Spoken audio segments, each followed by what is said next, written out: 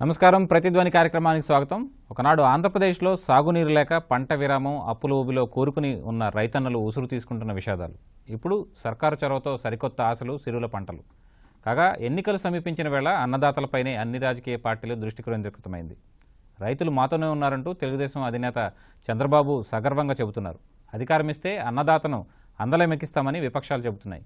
నేటికి నవ్యాంధ్ర జనాభాలో 75% దాకా వ్యవసాయం, దాని అనుబంధ రంగాలనే నమ్ముకుని జీవనం సాగిస్తున్నారు. ఈ నేపథ్యంలో సేద్యం మరింత లాభదాయకం కావడానికి అధికారంలోకి వచ్చే ప్రభుత్వం చేపట్టాల్సిన ప్రణాళికలేమిటి, అసలు రైతన్న కోరుకుంటున్నదేమిటి, రైతాంగ పూర్తి సంక్షేమానికి తీసుకోవాల్సిన చర్యలేమిటి వంటి అంశాలపై ప్రతిధ్వని చర్చను చేపట్టింది. ఈ చర్చలో పాల్గొంటున్న ప్రముఖులు అక్కినేని భవానీ ప్రసాద్ గారు, వ్యవసాయ రంగ నిపుణులు; గోపాలకృష్ణ గారు, రైతు సంఘం నాయకులు; బి మాధవరావు గారు, సామాజిక విశ్లేషకులు.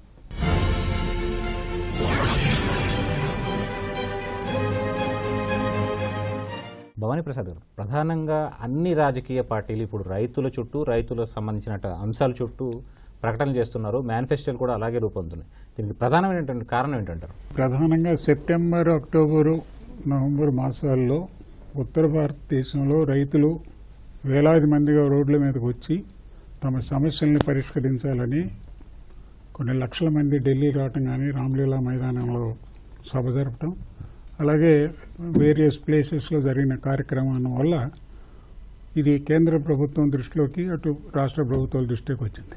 ప్రప్రథమంగా కేంద్ర ప్రభుత్వం కూడా ఉత్తరప్రదేశ్ వాటిలో జరిగిన బై ఎలక్షన్స్లో ఓడిపోవటం వల్ల వాళ్ళు ఖచ్చితంగా రైతుల వల్లే మనం ఓడిపోయామనే అభిప్రాయానికి వచ్చి రైతులకు ఏదో చేయాలి అనే కార్యక్రమాన్ని చేపట్టి ప్రప్రథమంగా మోడీ గారి గవర్నమెంట్లో 12 కోట్ల రైతులకి సుమారుగా 75,000 కోట్ల రూపాయలు విడుదల చేయటం, 6,000 రూపాయల చొప్పున 3 దఫాలుగా రిలీజ్ చేయాలని చెప్పి ప్రధానంగా నిర్ణయం తీసుకోవడం జరిగింది. మన రాష్ట్ర ప్రభుత్వం కూడా గత 4 సంవత్సరాల్లో కూడా కొన్ని కార్యక్రమాలు రైతు పరంగా జరిగినటువంటి కార్యక్రమాలు ఉన్నాయి.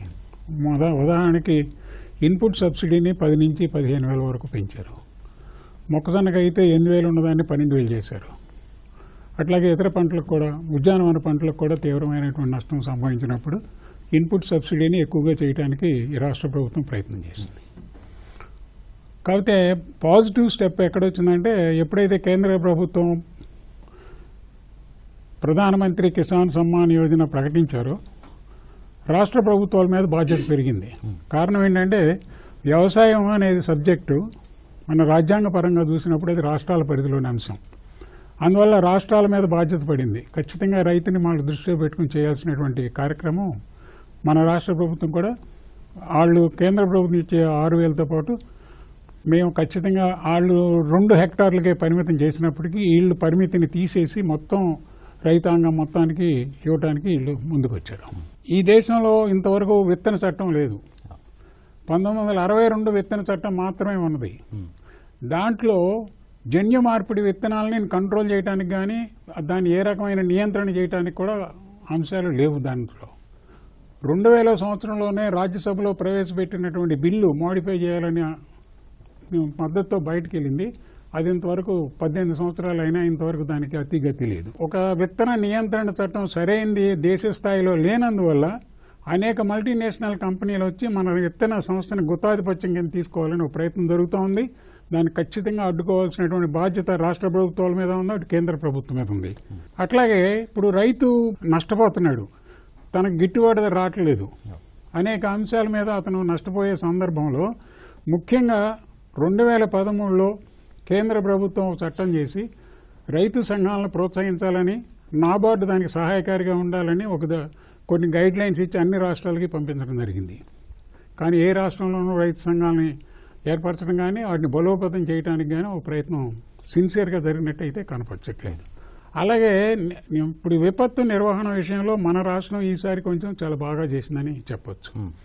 ఎందుకనంటే సుమారు 1600 లొకేషన్స్లో ఈ అడ్వాన్స్డ్ ఇన్ఫర్మేషన్ తీసుకుని ఏ రకమైన చర్యలు చేపడితే ఆ విపత్తు యొక్క నష్టాన్ని నివారించవచ్చు లేదా తగ్గించవచ్చు అని అనుకున్నారో ఆ పద్ధతులను అవలంబించడం వల్ల మన రాష్ట్రంలో 2 సార్లు మనం తీవ్రమైన తుఫాన్లు ఎదుర్కొన్నప్పటికీ మన ప్రాణ నష్టం అతి తక్కువగా వచ్చి పంటల నష్టం అనేది జరుగుతూ ఉంది.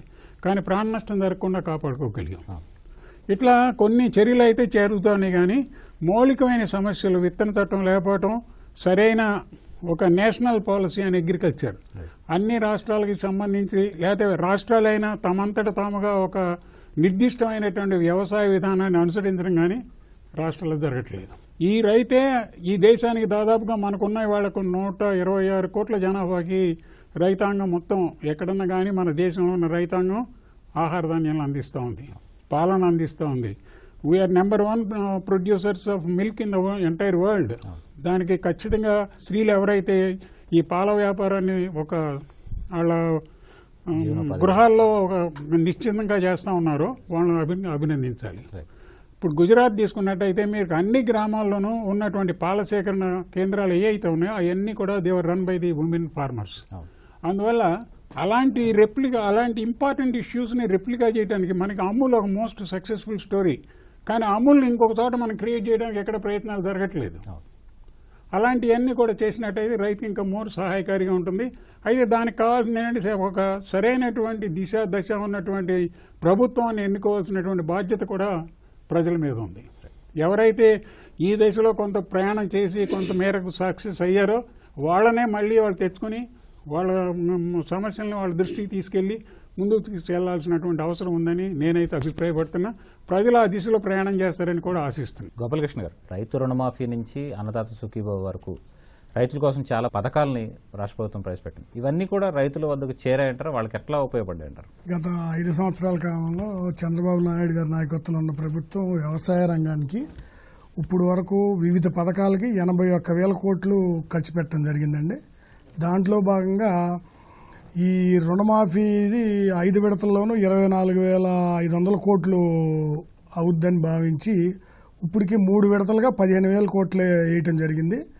మిగిలిన 2 విడతలను కూడా 10% వడ్డీతో రేపు 5-6 తారీఖుల్లో ఏప్రిల్ అయిపోతున్నాం. అట్లాగే అన్నదాత సుఖీభవ కింద కేంద్ర ప్రభుత్వం ప్రకటించిన 5 ఎకరాల పరిమితిని మించి 54 లక్షల కుటుంబాలకి లబ్ధి చేకూరే విధంగా మనం 5,000 కోట్లు బడ్జెట్లో కేటాయించి మొదటి 1,000 రూపాయలు ఆల్రెడీ వేయటం జరిగింది. మిగిలిన 3,000 రూపాయలు రేపు కూడా 5-6 తారీఖుల్లో వేయడానికి ప్రభుత్వం సిద్ధంగా ఉంది. అదే కాకుండా ముఖ్యమైనది మౌలిక సదుపాయాల్లో భాగంగా రైతు రథం అని చెప్పి ఒకటి పెట్టి ట్రాక్టర్లని 2 నుంచి 2.5 లక్షల రూపాయల సబ్సిడీ ఇచ్చి 20,000 ట్రాక్టర్లు ఇప్పటికే మనం రాష్ట్ర ప్రభుత్వం ఇవ్వటం జరిగింది. అట్లాగే సూక్ష్మ సేద్యంలో కానీ మిగిలిన అన్నింటిలో కూడా నెంబర్ 1గా రాష్ట్రం ఉంది. 11% వ్యవసాయ రంగంలో వృద్ధి సాధించిన ఏకైక రాష్ట్రం ఆంధ్రప్రదేశ్ రాష్ట్రం. అదే కాకుండా దీంట్లో అంతర్భాగమైన నీటిపారుదల రంగానికి కూడా అత్యంత ప్రాధాన్యత ఇచ్చి గత 5 సంవత్సరాల కాలంలో 63,000 కోట్లు ఖర్చు పెట్టి 62 ప్రాజెక్టులను ప్రాధాన్యత రంగంలో తీసుకుని 23 ప్రాజెక్టులు పూర్తి చేశాం. 17 ప్రాజెక్టులు సిద్ధంగా ఉన్నాయి. ఇంకా మిగిలినవి కూడా ఆన్గోయింగ్లో ఉన్నాయండి. ముఖ్యంగా మన రైతుకి జీవనం చేయాలి అంటే సాగునీరే ముఖ్యమైనది. 2 కళ్ళు వ్యవసాయ రంగంలో. దాంట్లో భాగంగా కృష్ణా గోదావరి నదుల్ని పట్టిసీమ ద్వారా భారతదేశంలో మొట్టమొదటిసారిగా అనుసంధానం చేసి గత 4 సంవత్సరాల్లో కృష్ణా డెల్టాలో ఉన్నటువంటి కృష్ణా, గుంటూరు, ప్రకాశం, పశ్చిమ గోదావరి జిల్లాల్లో ఉన్నటువంటి 13 లక్షల ఎకరాల్లో ఉన్న వరి, చేపల చెరువులకి, రొయ్యల చెరువులకి గోదావరి జలాలు ఇవ్వటం వల్ల ఈరోజు 263 టీఎంసీలు గత 4 సంవత్సరాల్లో 4 తపాలుగా కృష్ణా డెల్టాకి సాగునీరు ఇచ్చాం. అది ఇవ్వటం వల్ల 44,000 కోట్ల రూపాయలు రైతులకు ఆదాయం వచ్చింది. ఇది ప్రభుత్వం ఇచ్చిన ఫిగర్ అండి. దానివల్ల కృష్ణా జిల్లా జీడిపిలో భారతదేశంలో 2వ జిల్లాగా నిలబడింది. ఇది ప్రభుత్వ విజయం. ఇంకా వ్యవసాయ రంగంలో ఇంకా ఎంతైతే అవకాశం ఉందో రైతుకు సహాయం చేసి రైతుని మనం అగ్రభాగాన్ని నిలబెట్టడానికి, కరువు రహితంగా చేయడానికి కూడా అన్ని ప్రయత్నాలు రాష్ట్ర ప్రభుత్వం చేస్తా ఉంది. మాధవరావు గారు, ఒక రకంగా వ్యవసాయ రంగం సంక్షోభంలోకి వెళ్ళడానికి కారణం ఈ రాజకీయ పార్టీల విధానాలు. అయితే ఇప్పుడు తీరా ప్రమాదకరమైనటువంటి పరిస్థితికి వెళ్ళాక ఇప్పుడు రైతుల మాటలు ఎత్తుకుంటున్నాయి అనుకుంటున్నారా? ఎట్లా విశ్లేషిస్తారు దీన్ని మీరు? ఒక దశలో ప్రభుత్వాలు రైతుల్ని నిర్లక్ష్యం చేసినటువంటి మాట వాస్తవం. అంతకుముందు ఎప్పుడో 40లోనో 50లోనో 60లోనో చేసినటువంటి ప్రాజెక్ట్స్ తప్ప తర్వాత ఎప్పుడు కూడా రైతులకు సంబంధించినటువంటిది ఏది ఇచ్చేసినటువంటి పరిస్థితి లేదు. ఆ కారణంగానే 80లో కానీ 90లో కానీ మనకు రైతుల ఆత్మహత్యలు అనేటటువంటివి విపరీతంగా పెరిగిపోయినాయి. అలాగే ఇప్పుడు భవానీ ప్రసాద్ గారు చెప్పినట్టు విత్తన చట్టం లేకపోవడం వలన బయట నుంచి వచ్చినటువంటి విత్తనాలు, నకిలీ విత్తనాలు రావడం వలన పంటలు వేసినటువంటి రైతులు దాదాపు 6 నెలలు 7 నెలలు శ్రమపడి అదంతా ఈల్డింగ్కి వచ్చాయంటే పంట దిగుబడికి వచ్చేటటువంటి సమయానికి ఏమీ లేకపోవడం వలన, అట్లానే పురుగు మందులు ఇలాంటి వాటి వలన ఇలా జరిగినటువంటి నష్టాలు దాదాపు ఆ దశాబ్ద కాలంలో అయితే చాలా ఎక్కువగా జరిగింది అనేటటువంటిది నాకు అనిపించినటువంటి ఫీలింగ్ అనమాట. ఈ ప్రభుత్వాన్ని కనుక మనం చూసేట్లయితే గతంలో ఇదే నాయకుడు వ్యవసాయానికి వ్యతిరేకం అనేటటువంటిది ఒక ప్రచారం జరిగింది. నిజానికి అది నాకైతే ప్రచారమేనే అనిపిస్తుంది అనమాట. ఎందుకంటే ఆయన 2004-9 మధ్యకాలంలో కూడా ఆయన చెక్ డ్యామ్స్ కానీ ఇట్లాంటివి చాలా చోట్ల ప్రయత్నాలు చేశాడు. కానీ చేసినటువంటి వాటికి ఎక్కడా కూడా అంటే వర్షాభావ పరిస్థితుల వలన కావచ్చు, ఏదన్నా కానీ అప్పుడున్నటువంటి వాతావరణంలో పరిస్థితుల్లో ఈ వ్యవసాయానికి సరైనటువంటి ఇది రాలేదు. అయితే రాష్ట్రం విభజన జరిగిన తర్వాత రైతులకు సంబంధించినటువంటి సంక్షేమ పథకాలు ప్రవేశపెట్టడం కావచ్చు, అట్లానే సాగునీటికి సంబంధించి నిజానికి మిగతా విషయాలు ఎట్లా ఉన్నప్పటికీ కూడా పట్టిసీమ, పోలవరం ఇవి రెండు కూడా బహుశా ఆయన రాజకీయ జీవితంలో ఒక మైలురాళ్లుగా నిలిచిపోయేటటువంటి అంశాలుగానే అనుకోవచ్చు అనమాట. ఆత్మహత్యల విషయంలో కూడా మనం గమనించేట్లయితే గత 4-5 సంవత్సరాల కాలంలో అక్కడక్కడ జరిగినటువంటిది ఉన్నప్పటికీ కూడా 80-90 కాలంలో జరిగినటువంటి వాటితో కంపేర్ చేసుకున్నట్లయితే చాలా తక్కువ జరిగినాయి అనేటువంటిది మనకు కనబడేటటువంటి ఫిగర్స్ అనమాట. సో ఈ కారణాలతో కనుక మనం చూసేట్లయితే ఈ గత 5 సంవత్సరాల కాలంలో అభివృద్ధి అనేటటువంటిది ముఖ్యంగా ఆంధ్ర రాష్ట్రానికి సంబంధించినటువంటి వ్యవసాయ రంగ అభివృద్ధి అనేటటువంటిది టాప్ మోస్ట్లో వెళ్ళిపోతుంది, చాలా స్పీడ్గా వెళ్తుంది అనేటువంటి మాట చెప్పలేకపోయినా కానీ ముందుకు వెళ్తోంది అనమాట. దానికి కారణం అయితే మాత్రం ఈ వ్యవసాయ రంగానికి సంబంధించినటువంటి నీటిపారుదల వీటికి సంబంధించినటువంటివి కావచ్చు, అట్లాగే ఈ సంక్షేమ పథకాలు, రైతులకు సంబంధించినటువంటి సంక్షేమ పథకాలు ఆల్రెడీ గోపాలకృష్ణ గారు చెప్పినట్టుగా రైతు రథం అని చెప్పినటువంటి పథకం కావచ్చు, అన్నదాత సుఖీభావ పథకం కావచ్చు, ఈ పథకాల వలన అంతో ఎంతో మేలు జరుగుతున్నటువంటి వాతావరణం అయితే కనిపిస్తూ ఉందన్నమాట. వ్యవసాయాన్ని వదిలేసి పట్టణీకరణ మార్గంలో పడి భూములను అక్కడ కౌలుకిచ్చేసి వచ్చినటువంటి రైతులు చాలామంది ఉన్నారు. ఈ వ్యవసాయం చేస్తున్నటువంటి కౌలు రైతులకు కూడా ఈ ప్రతిఫలాలు అందుతున్నాయా లేదా అనేటటువంటిది మాత్రం తప్పనిసరిగా మనం అబ్జర్వ్ చేయాల్సినటువంటి అంశం ఉంది. దానిలో భాగంగానే ఈ ప్రభుత్వం ప్రకటించినటువంటి వాటిల్లో కౌలు రైతులకి ఎకరానికి 15,000 రూపాయల దాకా ఇచ్చేటటువంటి సంక్షేమంగా ఇచ్చేటటువంటిది కూడా పెట్టారనమాట. ఇవన్నీ 100% చేరేటటువంటి అవకాశం ఉన్నప్పుడు తప్పనిసరిగా రైతులకు కూడా ఇప్పుడున్నటువంటి దీంట్లో ఆ సంక్షోభం నుంచి కొంత బయటపడేటటువంటి పరిస్థితే కనిపిస్తుందని చెప్పి అనేది అనుకోవచ్చు అనమాట. భవానీ ప్రసాద్ గారు, ఎప్పుడు లేనంతగా రాజకీయ పార్టీలు ఇప్పుడు రైతులకు కానీ వ్యవసాయ రంగానికి ప్రాధాన్యం ఇవ్వడం, తర్వాత రైతులు అసలు పార్టీల నుంచి ఏం కోరుకుంటారు అసలు వాస్తవానికి? రాజకీయ పార్టీలు ఇవాళ రైతాంగాన్ని ఎందుకు ఇంతగా దృష్టిలో పెట్టుకుంటున్నారంటే వాళ్ళకి ఓట్ బ్యాంక్. ఇంతకుముందు దాకా ఎస్సీ, ఎస్టీ, బీసీ అని లేకపోతే ఏదో ఒక కులం పేరో ప్రాంతం పేరో చెప్పి ఓట్లు తీసుకోవడం అనేది సాధారణంగా జరుగుతూ ఉండేది. ఇవాళ జగన్మోహన్ రెడ్డి తను చెప్పిన స్కీమ్స్ అన్ని ఇంప్లిమెంట్ చేయాలని మన బడ్జెట్ ఇంకా 10 times పెరగాలి. ప్రాక్టికల్గా జరిగేవి కాదు అవి. కేవలం ప్రజల్ని మభ్యపెట్టి ఏదో రకంగా ఓట్లు సంపాదించుకోవాలనే కార్యక్రమానికి అది నాందిగా ఉంటున్నాయి. అట్లాగే పవన్ కళ్యాణ్ వచ్చి ఏదో చేస్తాను, నేనంతా కరప్షన్ లేకుండా చేస్తాను, ఇది అని చెప్తున్నాడు ఆయన. కరప్షన్ అనేది మహాభారతం నాటి నుంచి ఉంది. ఇవాళ కొత్తగా అది ఎవరు తీసేయలేరు, అది ఉంటుంది. అది కాకపోతే తగ్గించడం, సామాన్యుడికి అందుబాటులో ఉండే విధానం తీసుకురావాలి తప్ప ఇంకోటి జరగదు. ఈ విధంగా రాజకీయ పార్టీలు ఇక్కడ ఏదైతే మన రాష్ట్రంలో వాళ్ళు తలపడుతూ ఉన్నాయో వీళ్ళందరికీ రైతు మీద ప్రేమ కన్నా వాళ్ళు ఇచ్చే ఓట్ల మీద ఎక్కువ ప్రేమతో ఈ దిశలో ప్రయాణం చేస్తున్నాయి. ఇంకొక అంశం ఏంటంటే ఇందా నేను చెప్పాను, వ్యవసాయం అనేది రాజ్యాంగపరంగా కరెక్ట్గా మన రాష్ట్రాల పరిధిలో ఉన్న అంశం అయినప్పుడు కానీ కంట్రోల్స్ అన్ని కేంద్ర ప్రభుత్వం వహిస్తూ ఉంది. ఇప్పుడు క్రెడిట్ కావాలంటే కేంద్ర ప్రభుత్వం నిర్ణయం తీసుకోవాలి, మరి ఇన్సూరెన్స్ కావాలంటే వాళ్ళు నిర్ణయం తీసుకోవాలి, గిట్టుబాటు ధర ఇవ్వాలంటే వాళ్ళు నిర్ణయం తీసుకోవాలి, ఎక్స్పోర్ట్ ఇంపోర్ట్స్ వాళ్ళు నిర్ణయం తీసుకోవాలి. ప్రపంచ వాణిజ్య సంస్థలో భారతదేశం భాగమైనందున ప్రపంచ వాణిజ్య సంస్థ వల్ల మనకి వనగూడే ప్రయోజనాలు ఏంటి, లేకపోతే దానివల్ల ఏమి నష్టం, ఏ ఏ రంగాల్లో ఎంతెంత నష్టం వస్తుంది, దాన్ని ఎలా ఎదుర్కోవాలనే దాని మీద ఒక స్పష్టమైనటువంటి వైఖరి ఇంతవరకు కేంద్ర ప్రభుత్వం దగ్గర లేదు. కొన్ని రాష్ట్రాలైనా దాని మీద ఒత్తిడి చేస్తున్నాయంటే వీళ్ళు చేయట్లే. మీకు ఒక సింపుల్ ఎగ్జాంపుల్ చెప్తున్నాను. గత 2-3 సంవత్సరాల క్రితం మనకి మినువులు దాదాపు 8,000 రూపాయలు అమ్మినాయి. సడన్ గా తీరా పంట వచ్చేసరికి 4,000 పడిపోయింది. కారణం ఏంటి తెలుసా మీకు? సుమారు 60,000 టన్నుల పప్పు ధాన్యాలు ఇతర దేశాల నుంచి దిగుమతి చేసుకున్నారు. ఈ దిగుమతి చేసుకునేది ఎవరు? Trade and commerce department of the government of India. రాష్ట్రాలకు ప్రమేయం లేదు, కేంద్రంలో వ్యవసాయ రంగానికి ప్రమేయం లేదు. మరి కామర్స్ అండ్ ట్రేడ్ ఆడికి వ్యవసాయాన్ని గురించి ఏం తెలుస్తుంది? తెలియదు. ఆడు సింపుల్గా ఎనీబడీ కెన్ డూ. దాని ప్రధానమైన కారణం ఏంటంటే ప్రపంచ వాణిజ్య సంస్థలో ఓజిఎల్ ఓపెన్ జనరల్ లైసెన్స్ కింద సుమారు 1500 ఐటములు భారతదేశంలో ఏ వ్యక్తి అయినా ఎక్కడి నుంచి అయినా సరే ఇంపోర్ట్ చేసుకునేటువంటి అవకాశం దాంట్లో ఉంది. దాంట్లో ఉన్న అంశాలన్నీ చూస్తే ఈ పప్పు ధాన్యాలన్నీ దాంట్లో ఉన్నాయి, చెరుకు దాంట్లో ఉంది, పంచదార దాంట్లో ఉంది. అన్ని అంశాలు దాదాపుగా వ్యవసాయ రంగంలో ఉత్పత్తి చేసే అంశాలన్నీ అక్కడ ఉన్నాయి. మనకి కాస్ట్ ఆఫ్ ప్రొడక్షన్ ఎక్కువ అవుతుంది, మనకున్న నైబరింగ్ కంట్రీస్లో కాస్ట్ ఆఫ్ ప్రొడక్షన్ తక్కువ అవుతుంది. దానివల్ల మనం వాళ్ళని కంపీట్ చేయలేక ఇబ్బంది పడుతూ ఉన్నాం. దానికి ఒక నిర్దిష్టమైనటువంటి ప్రణాళిక తీసుకోవాల్సినటువంటి బాధ్యత కేంద్ర ప్రభుత్వం మీద ఉంది, రాష్ట్రాల మీద ఉంది.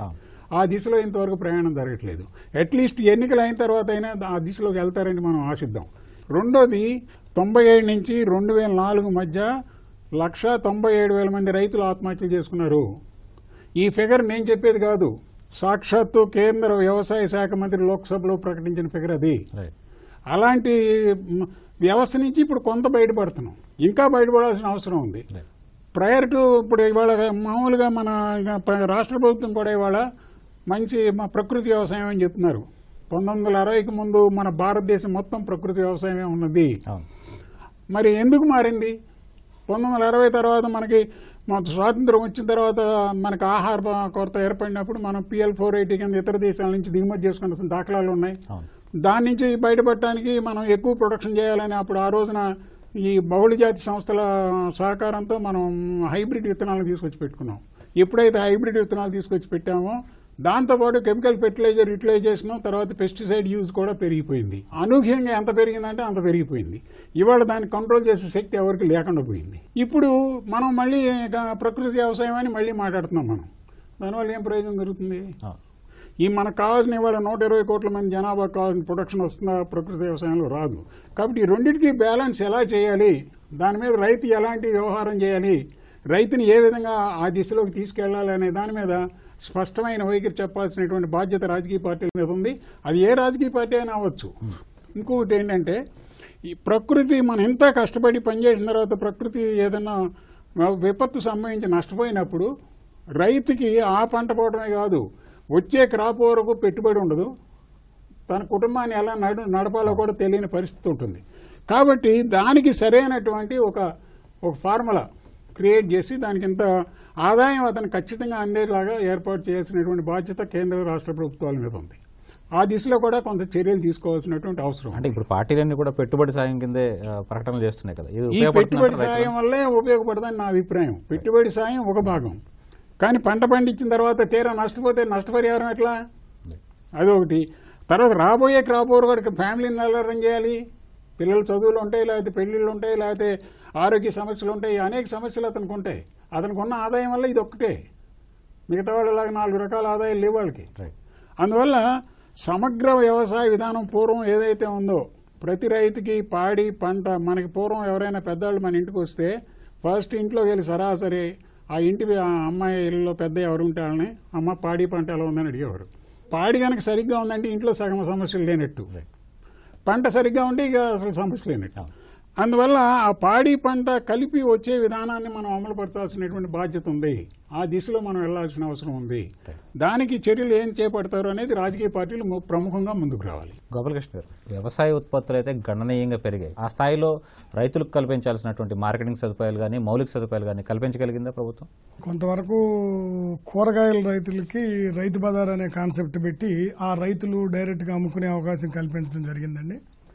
ఈ మధ్యకాలంలో ముఖ్యమంత్రి గారు కూడా ప్రత్యేక ఆలోచన చేస్తున్నారు. FPOs, ఫార్మర్స్ ప్రొడ్యూసర్ ఆర్గనైజేషన్స్, గ్రామ స్థాయిలో పెట్టి వాళ్ళ ద్వారానే డైరెక్ట్గా ఎక్కడైతే డిమాండ్ ఉందో అక్కడ అమ్ముకునేలాగా ఏర్పాటు చేయాలనేది ఒకటి. కోల్డ్ స్టోరేజ్లు కూడా పెద్ద ఎత్తున ప్రమోట్ చేయాలని సబ్సిడీస్ కూడా ఇస్తున్నారు. ఆ కోల్డ్ స్టోరేజ్లో ముఖ్యంగా చింతపండు కానీ, మిర్చి కానీ, కొన్ని అవసరం ఉన్న ప్రొడక్టులు టమాటా కానీ స్టోర్ చేసుకుని డిమాండ్ ఉన్నప్పుడు అమ్ముకునేలాగా దానికి సబ్సిడీలు ఇచ్చి ఏర్పాటు చేయడం జరుగుతుంది.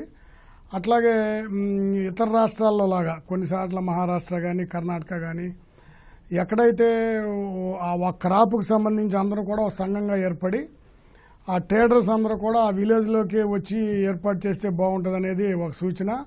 దాని మీద ఏంటంటే కొన్ని మొలకనూరు కానీ కొన్ని అంకాపూర్ కానీ ఆ ఎగ్జాంపుల్స్ తీసుకుని ఆంధ్రప్రదేశ్లో అవి కూడా చేయాలనేది ప్రయత్నం జరుగుతూ ఉంది. ఇంకోటి, ఇప్పుడు ముఖ్యమంత్రి గారు మన యుఎస్ లాంటి కంట్రీస్కి వెళ్ళి అక్కడ ఉన్నటువంటి యూనివర్సిటీస్లో కూడా టైఅప్ తీసుకుని, ఇప్పుడు యుఎస్లో ఏంటంటే పంట పండించేదే రైతు యొక్క బాధ్యత అక్కడ చూసి చెప్పారు ముఖ్యమంత్రి గారు.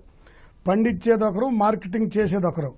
ఇప్పుడు ఆ పండించిన పంట పండించి గోడౌన్ వరకు తీసుకొచ్చేదే రైతు బాధ్యత. అక్కడి నుంచి మార్కెటింగ్ చేసేది వేరే ఆర్గనైజేషన్ ద్వారా చేస్తూ ఉన్నారు. అంటే మార్కెటింగ్ ఒకటి, ప్రొడక్షన్ ఒకటి, ఆ రెండు కూడా విడివిడిగా చూసి దాన్ని చేయాలనేది ప్రయత్నం అయితే గట్టిగా జరుగుతూ ఉంది. దాంట్లో భాగంగా రైతు బజార్ కాన్సెప్ట్ అయితే ఇప్పుడు సక్సెస్ అయింది. చాలామంది రైతులు కూరగాయల వరకు వాళ్ళు సొంతంగానే అమ్ముకుని దానికి మినిమం సపోర్ట్ ప్రైస్ కానీ మన ఆదాయం కూడా సరిపడా ఆదాయం వస్తాం. మాధవరావు గారు, రాజకీయ పార్టీలు తమ మేనిఫెస్టోలో ప్రకటించడం కానీ లేకపోతే ప్రకటనల ద్వారా చేస్తున్నటువంటి అంశాలు కానీ రైతు ఓటర్లను ఏమేమి వరకు ప్రభావితం చేసే అవకాశం ఉందంటారు? రైతులకి ఏ పార్టీలు వాళ్ళు ఇంతవరకు ఏ మేరకు లబ్ధి చేకూర్చారు అనేటటువంటి దాన్ని బేస్ చేసుకునే దీని రిఫ్లెక్షన్ కూడా ఉంటుంది అనమాట, దీని ప్రభావం కూడా ఉంటుంది. గతంలో మనం రాష్ట్రం విభజన జరగక ముందు ఉన్నటువంటి వాతావరణానికి జరిగిన తర్వాత ఉన్నటువంటి వాతావరణానికి కొంత తేడా వచ్చిందనమాట. అంటే అంతకుముందు మనం మొత్తం ఉమ్మడి రాష్ట్రంగా ఉన్నటువంటి సమయంలో ఒక్కొక్క ప్రాంతం నెగ్లెక్ట్ అవ్వడం కానీ, ఒక్కొక్క ప్రాంతం కాస్త అభివృద్ధి పరమైనటువంటి ఇది తీసుకోవడం కానీ, లేదు ప్రభుత్వాలు ప్రవేశపెట్టేటువంటి పథకాలు కొంతమందికి అందడం కానీ, కొంతమందికి అందకపోవడం కానీ, ఇట్లా రకరకాలైనటువంటి కండిషన్స్ ఇంతకుముందు ఉండేటటువంటివి. అయితే రాష్ట్రం విభజన జరిగిన తర్వాత ఉన్నటువంటి వాతావరణాన్ని కనుక మనం అబ్జర్వ్ చేసేట్లయితే గత 5 సంవత్సరాల కాలంలో రైతులకి ఇప్పుడు నడుస్తున్నటువంటి ప్రభుత్వం చేసినటువంటి వాటిల్లో ఎంతో కొంత మేలు జరిగింది అనేటువంటి భావనలోకి చాలామంది రైతులు వచ్చారు అనేటటువంటిది నాకు తెలుస్తున్నటువంటి విశ్లేషణ అనమాట. సో వాళ్ళ మీద ఇది తప్పనిసరిగా ప్రభావం చూపిస్తుంది. ఎందుకని ఆ మాట చెప్తున్నాను అని చెప్పానంటే, గత ఎలక్షన్స్లో కూడా 2014 ఎలక్షన్స్లో కూడా జగన్మోహన్ రెడ్డి రైతు రుణమాఫీ ఎట్టి పరిస్థితుల్లో కూడా సాధ్యం కాదు, నేను అసలు ఆ హామీ ఇవ్వను అని చెప్పేసి అని మాట్లాడాడు. దాని ఎఫెక్ట్ కనిపించింది కాబట్టే తెలుగుదేశం పార్టీ గవర్నమెంట్లోకి, అంటే ఈయన ఆ హామీని ఎంత మేరకు అమలు చేసినటువంటి అంతా అందరికీ అయిపోయిందా లేదా ఆ వివాదాలను అట్లా పెట్టేస్తే అప్పుడు ఇచ్చినటువంటి ఆ హామీ ఏదైతే ఉందో డెఫినెట్గా రైతుల మీద కూడా కొంత ప్రభావం చూపించిందనమాట. చూపించిన తర్వాత ఆయన చేసినటువంటిది అంతో ఎంతో బెనిఫిట్ పొందినటువంటి రైతులు చాలామంది ఉన్నారు. అలాగే ఇప్పుడు మనం ఇంతకుముందు అనుకున్నట్టుగా ఈ పట్టిసీమ వలన కావచ్చు, లేకపోతే అంటే ప్రాజెక్ట్స్ ఏవైతే ఉన్నాయో, నీటిపారుదల ప్రాజెక్ట్స్ ఏవైతే ఉన్నాయో వాటి వలన, అంటే ఇవాళ రాయలసీమ ప్రాంతంలో ఉన్నటువంటి వాళ్ళకి ఇప్పుడే కంప్లీట్గా నీళ్లు వచ్చేసి వ్యవసాయానికి ఉపయోగపడేటువంటి పరిస్థితి రాలేదు, కానీ నీళ్లు అక్కడ దాకా తీసుకెళ్లడం అయితే అయిందనమాట. అంటే ఇది పట్టిసీమ వల్ల మనకు ఆల్రెడీ సాధ్యమైంది. దాని ఎఫెక్ట్ ఎక్కడ వచ్చేసింది? ఈ కృష్ణా, గుంటూరు, ప్రకాశం ఈ జిల్లాల్లో అయితే పట్టిసీమ దాని వలన రైతులు లబ్ధి పొందడం కానీ, వాళ్ళ వ్యవసాయపరమైనటువంటి ఇది అభివృద్ధి చెందడం కానీ ఇదంతా కూడా కనిపిస్తుంది అనమాట. సో వీటన్నిటిని బేస్ చేసుకుంటే డెఫినెట్గా మేనిఫెస్టోలో చెప్పేటటువంటివి అయితే జగన్ కానీ లేకపోతే పవన్ కానీ చెప్పేటటువంటి వాటిల్లో ఎంతవరకు నమ్మాలి, ఎంతవరకు నమ్మకూడదు అనేటటువంటి ఒక ఆలోచన అయితే ఉంటుంది. కానీ లబ్ధి పొందినటువంటి రైతులు అయితే ఆల్రెడీ ఉన్నారు కాబట్టి డెఫినెట్గా దీని ప్రభావం కొంత ఉంటుంది అనేటటువంటిదే నాకు అనిపిస్తున్నటువంటి భావన. కర్షకులే లక్ష్యంగా ప్రధాన రాజకీయ పక్షాలు ముందుకు సాగుతున్నాయి, బలమైన వ్యూహాలు రచిస్తున్నాయి. ఘనమైన రాయితీలు, వరాల జల్లుతో రైతులను తమ వైపు తిప్పుకునే ప్రయత్నంలో ఉన్నాయి. చివరికి సాగు ఏ సర్కారు లక్ష్యంతో సంక్షోభం నుంచి గట్టెగ్గాలతో గుర్తెరిగి ఓటును వజ్రాయుధంగా వాడాల్సింది రైతన్నే. ఇది నేటి ప్రతిధ్వని. నమస్కారం.